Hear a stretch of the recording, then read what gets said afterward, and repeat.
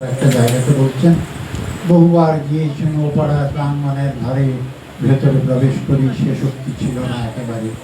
জীবনে জীবন যোগ করা না হলে কৃত্রিম পণ্যে ব্যর্থ হয় জ্ঞানের পথে। আমি এই প্রসঙ্গটাতে যাচ্ছি না, এই দাবির কথা বিশাল আলোচনা করতে হয়। আমি পরের দাবিটাতে যাচ্ছি। 1941 সাল 18ই জানুয়ারি তিনি ঐকতান কবিতাই শেষ করলেন। সেখানে তিনি বললেন, আমি পৃথিবীর কবি। কি বিরাট দাবি! একটা মানুষ বলছে যে আমি পৃথিবীর কবি। কেন না, আমি পৃথিবীর কবি, যেথা তার ওঠে যত ধ্বনি, আমার বাঁশির সুরে সারা তার জাগিবে তখন। এই যে বিশাল ব্যাপারটা, এটা রবীন্দ্রনাথের মনে এসেছিল প্রায় ওই কৈশোর অবস্থা থেকে।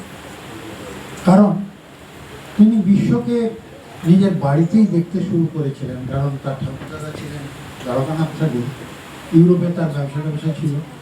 স্বাভাবিকভাবে বিশ্বের বিভিন্ন দেশের মানুষ, জার্মানি থেকে, জাপান থেকে, চীন থেকে, ইউরোপ থেকে বহু মানুষ আসতেন। আর তাদের দেখে দেখে রবীন্দ্রনাথের মনে একটা আশা জেগেছিল যে এই সব মানুষের মধ্যেই যদি আমার কথাগুলো আমি ছড়িয়ে দিতে পারি। কিন্তু একটা অসুবিধা ছিল, বিশ্বের মানুষের কাছে তো আর বাংলা ভাষায় কিছু লিখে বললে সবাই বুঝতে পারবে না। তার দরকার ছিল ইংরেজি ভাষা। কিন্তু কবি ইংরেজি ভাষায় খুব দক্ষ ছিলেন না। তার কথায়, তার লেখায় তিনি স্বাচ্ছন্দ্য বোধ করতেন না। কিন্তু তাকে তার দুই বন্ধু ছিলেন, আপনার নাম জানেন, বিশ্ববিখ্যাত বৈজ্ঞানিক আচার্য জগদীশচন্দ্র বসু এবং ভগিনী নিবেদিতা। এই দুজন তাকে উদ্বুদ্ধ করেছিলেন ইংরেজি ভাষা চর্চা করতে, এবং তাতে তিনি সফল হয়েছিলেন। প্রায় জীবনে 50টি বছর পার হয়ে 1912 সাল 19শে মার্চ তিনি বিলেত যাবেন। কলকাতা থেকে যেদিন বেরোবেন সেদিনই হঠাৎ করে তিনি অসুস্থ হয়ে পড়লেন। স্বাভাবিকভাবে যাওয়া তার হলো না। সুস্থ হয়েই তিনি শান্তিনিকেতন হয়ে চলে গেলেন শিলাইদহে। সেখানে কিছুদিন থাকার পরে তিনি একটি চিঠি লিখছেন তার ভ্রাতুষ্পুত্রী ইন্দিরা দেবীকে। সেখানে কয়েকটা কথা তিনি লিখলেন যে, বৈশাখ মাসে বাতাসে যখন আমের বোলের গন্ধে আকুল, আমার হাড়গুলো নেচে উঠতে চায়, কিন্তু আমার শক্তি নেই যে আমি কিছু লিখি। তাই বসে গেলুম গীতাঞ্জলি অনুবাদ করতে। গীতাঞ্জলি অনুবাদ শুরু করলেন। গীতাঞ্জলি অনুদিত হলো, বেরোলো। সমালোচকরা প্রচণ্ড সমালোচনা করলেন।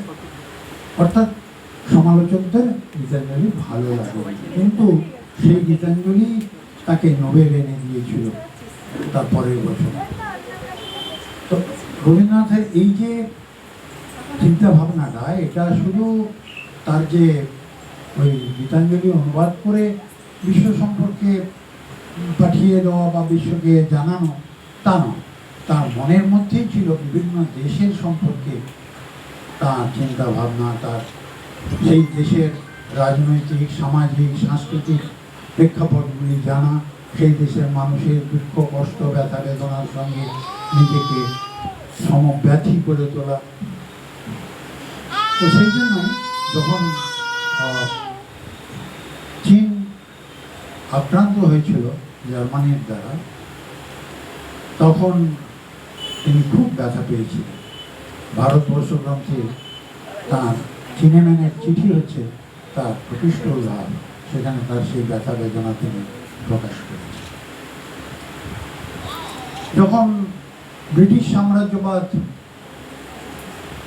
আফ্রিকা আক্রমণ করেছিল, বুয়োর যুদ্ধ হয়েছিল, সেই বুয়োর যুদ্ধে কবির মনে ভীষণ আঘাত লেগেছিল। ওটা চিনেম্যানের চিঠিটা লিখলেন 1906 সালে। 1901 সালে, তার আগে কিন্তু বোর যুদ্ধ কথা তিনি লিখলেন তার সামরিক কাব্যগ্রন্থে একটি কবিতা। সেই কবিতাটার বিশেষ বিশেষ দু একটি জায়গা আমি একটু বলছি, তাহলে বুঝতে পারেন যে তার কতটা ব্যথা তিনি পেয়েছিলেন সেই আক্রমণাত্মক যে তাদের সেই লিঞ্চিং প্রথা ইত্যাদি ছিল, সেগুলো অনেক বিশাল ব্যাপার, অনেকক্ষণ লাগবে বলতে, আমি সেগুলো এড়িয়ে যাচ্ছি। তো তিনি ব্যথা পেয়েছিলেন, আফ্রিকা কবিতা লিখলেন।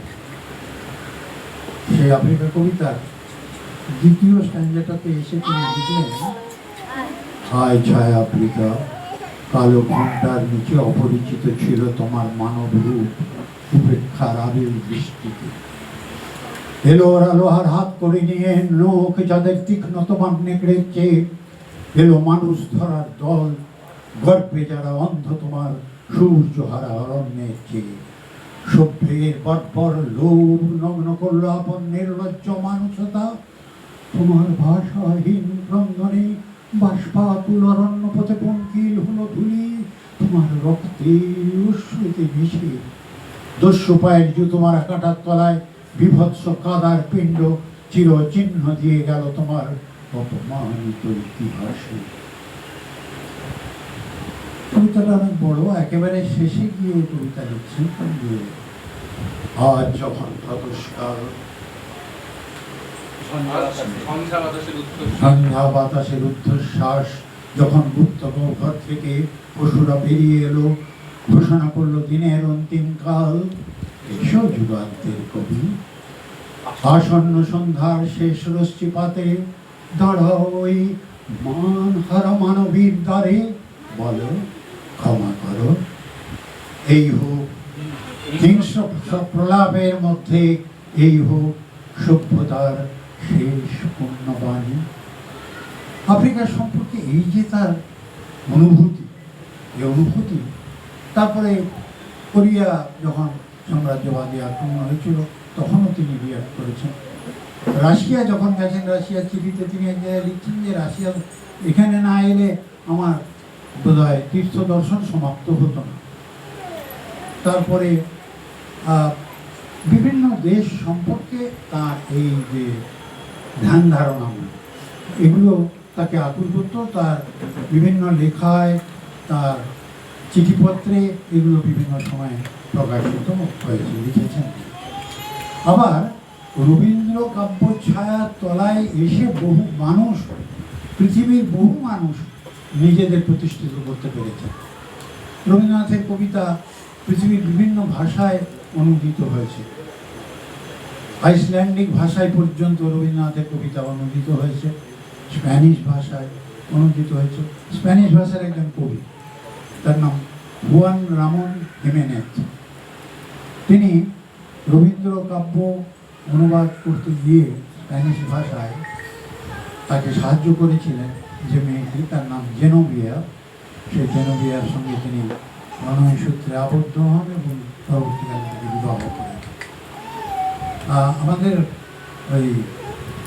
আমাদের দেশেও আছেন আমাদের বিশ্ববিখ্যাত গায়ক মান্না দে।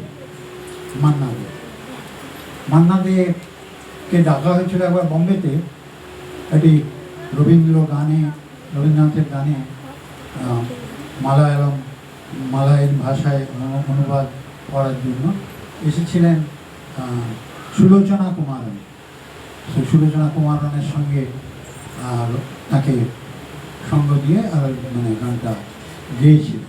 আর সেই সূত্র ধরেই সুলোচনা কুমারন হয়ে গেলেন সুলোচনা দে।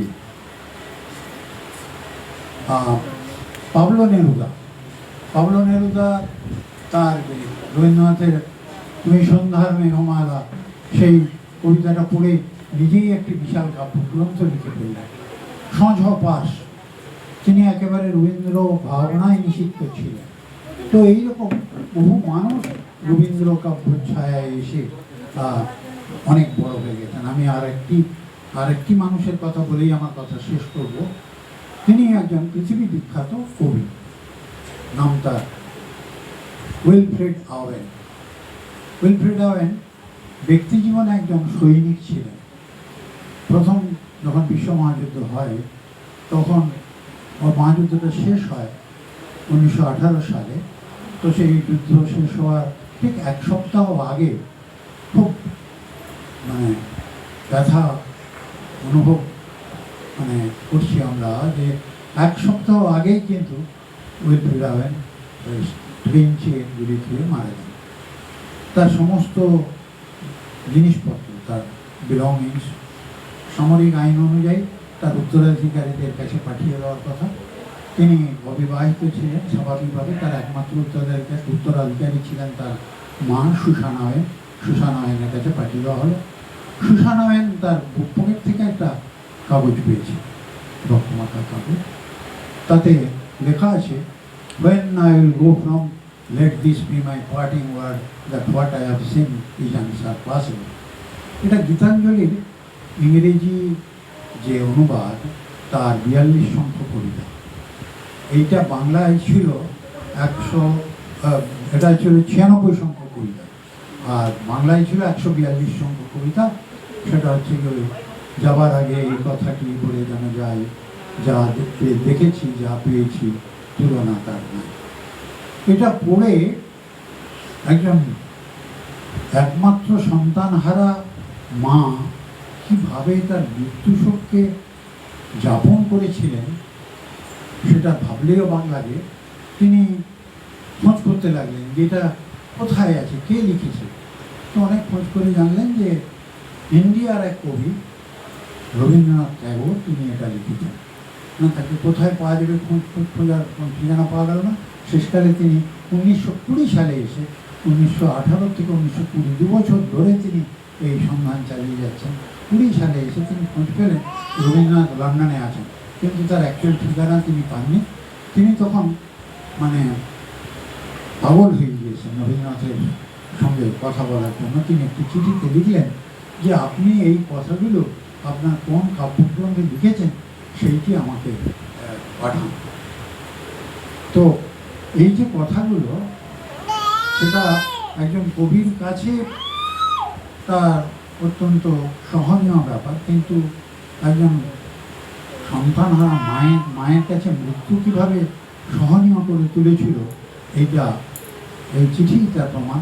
রবীন্দ্রনাথ এইগুলো তিনি খামে রবীন্দ্রনাথ ট্যাগোর লন্ডন, ব্যাস এইটুকু কথা লিখে পাঠিয়ে দিয়েছিলেন। রবীন্দ্রনাথ তখন এত বিখ্যাত মানুষ, চিঠি তার কাছে গিয়ে পৌঁছেছিল, পরবর্তীকালে যোগাযোগ হয়েছে ইত্যাদি ইত্যাদি।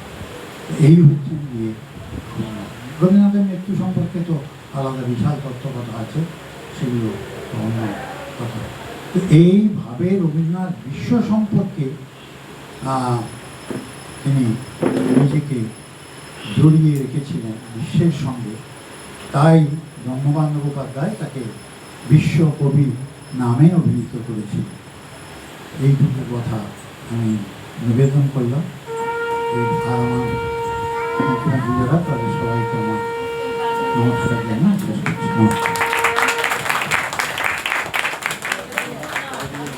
আমাদের বিনম্র শ্রদ্ধা